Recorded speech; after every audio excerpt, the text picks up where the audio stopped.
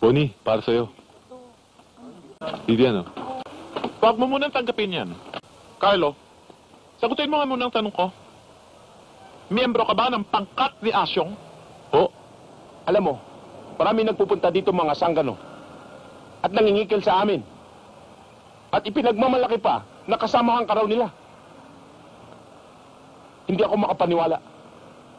Kaya sa iyo lang namin gustong malaman ang buong katotohanan. Oh, bakit hindi ka makasagot? Carlo, bakit hindi mo sabihin na hindi totoo ang sinasabi nila? Na hindi totoo ang sinasabi ng mga lokong yon? Hindi ka dapat sumama sa mga taong yun. Kasi idol ka namin. Nakita nyo na? Talagang miyembro ng sindikat. Lumayas ka rito, Carlo. Kunwari pa ayaw si iligal. Pwet! Wayan! Saksak-kasubaka mo mga regalo mo! Hindi namin kailangan yan! Sayang lamang ang pagtitiwala namin sa iyo. Ginagago mo kami.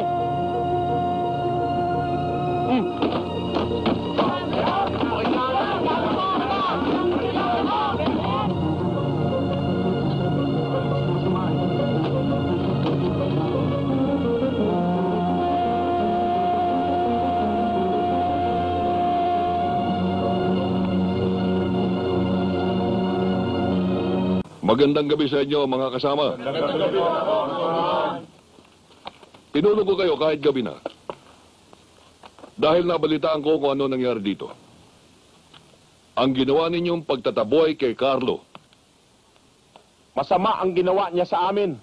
Pinapaniwala niya kami na ang lahat ng ginawa niya ay naayon sa batas. Kaya inidulo namin siya at iginalang. Ngunit, natuklasan namin na niloloko niya kami. Isa pala siyang gangster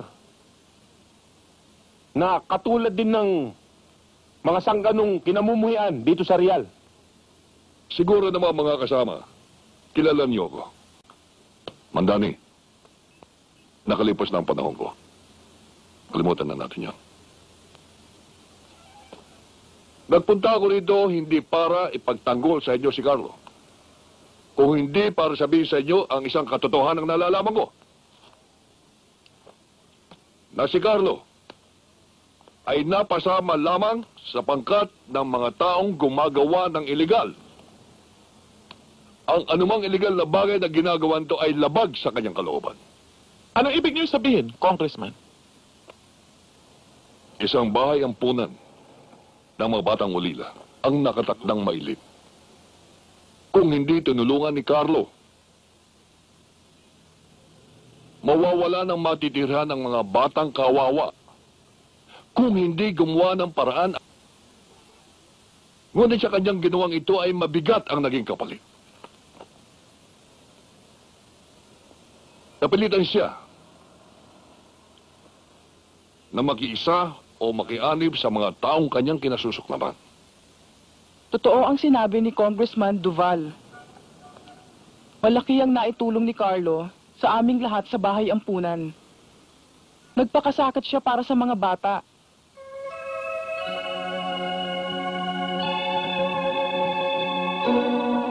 Congressman, nagkamalit kami. Hindi namin siya nabigyan ng pagkakataong magpaliwanag.